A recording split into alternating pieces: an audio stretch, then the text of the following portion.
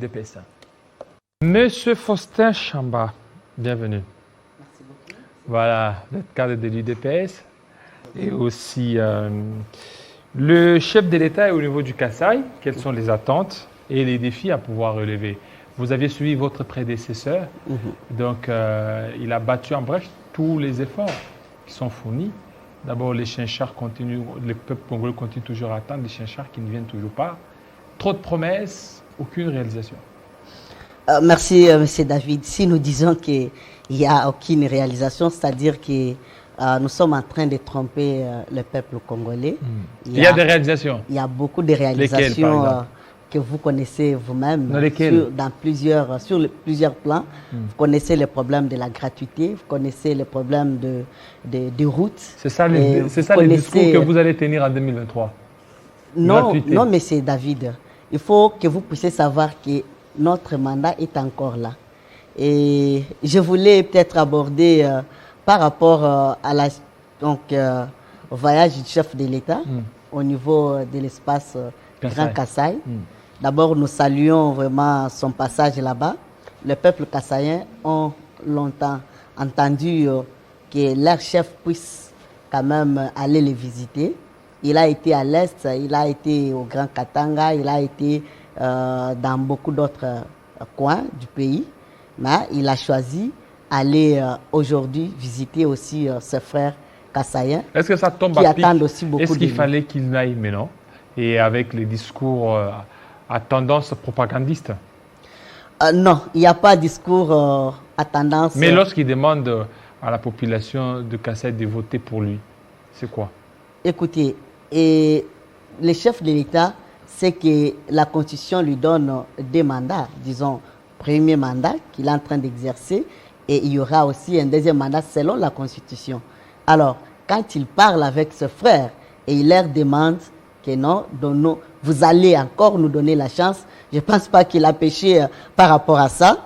Mais du moins, je voulais revenir sur ce qui a fait polémique sur son discours. Monsieur David, j'étais un peu sidéré de voir que même les journalistes du pays, les grands journalistes, pouvaient passer sur Télé 50, faire des débats et critiquer le fait de dire que vous êtes maché à Moumène. Donc, ce qui dit, vous êtes mon sang. Vous êtes mon sang. Et je me suis dit, où est le péché à dire cela? Les gens doivent savoir, les Congolais doivent savoir que quand un chef est devant un auditoire donné, il doit circonscrire son discours par rapport à son auditoire et aussi par rapport à la circonstance, quoi. Et donc, c'est comme qui dirait, le chef de l'État est père de la famille.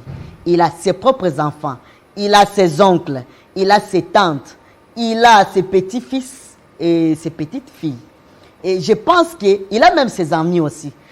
Dès qu'il se retrouve devant ses amis, il aura un discours à donner devant ses amis. Dès qu'il sera devant ses enfants, il aura un discours à donner devant ses enfants. Et aujourd'hui, quand il parle avec ses amis, nous ne pouvons pas transformer ce même discours-là comme quand il parle peut-être devant le cadre. Quand il se retrouvera peut-être les enfants orphelins, il pourra leur dire, je suis votre père, je suis votre frère, vous êtes mon sang.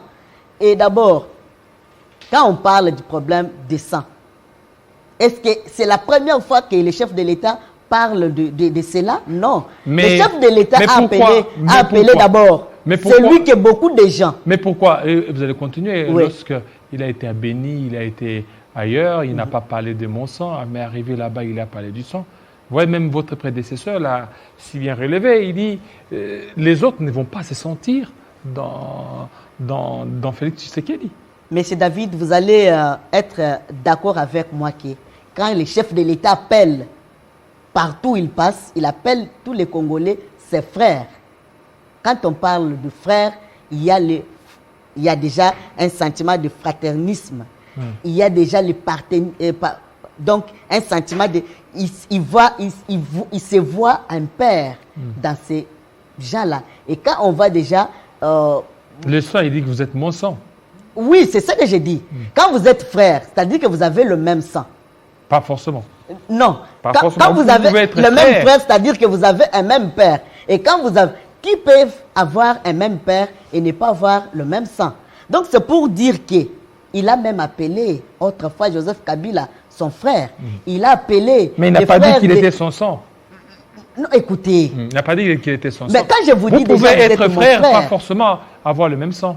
Oui, est-ce qu'il a péché de le dire? Est-ce Non. que les Kassaïs ne sont pas son sang? C'est son sang. Ce sont ses frères du sang. Alors, c'est ce que je vous dis. Il fallait normalement circonscrire l'auditoire d'abord. Il faut circonscrire. Il parlait à ses frères face en face. Et d'ailleurs, je voulais souligner parce que les gens veulent vraiment grammatiser cela. Or, dans son discours, il a beaucoup insisté au Kasaï, hein, il parlait au Kassaïen, mais il a insisté le problème de l'Est. C'est ça même ce qui a fait vraiment le gros de son discours. Quand il leur a dit, je vais tout donner pour qu'il y ait la paix à l'Est. Donc là, il parlait aux Kassaïens pour dire que vos frères qui sont à l'Est, je vais Mais tout quand faire. il dit S'il faut aussi- même donner de mon sang, je vais le faire Alors, quand il- pour qu'il y ait la paix. quand il Pourquoi dit- on n'a pas parlé de ça? Bon, quand lui aussi dit que non, le Kassai a été détruit, mais pas par vous. Alors, c'est qui? Oui, Hein. mais quand il dit que le Kasaï a été détruit, donc il a fait allusion à beaucoup de choses. A été détruit. Mais pourquoi ne pas assumer la responsabilité des Kassaïens dans la destruction de leur province?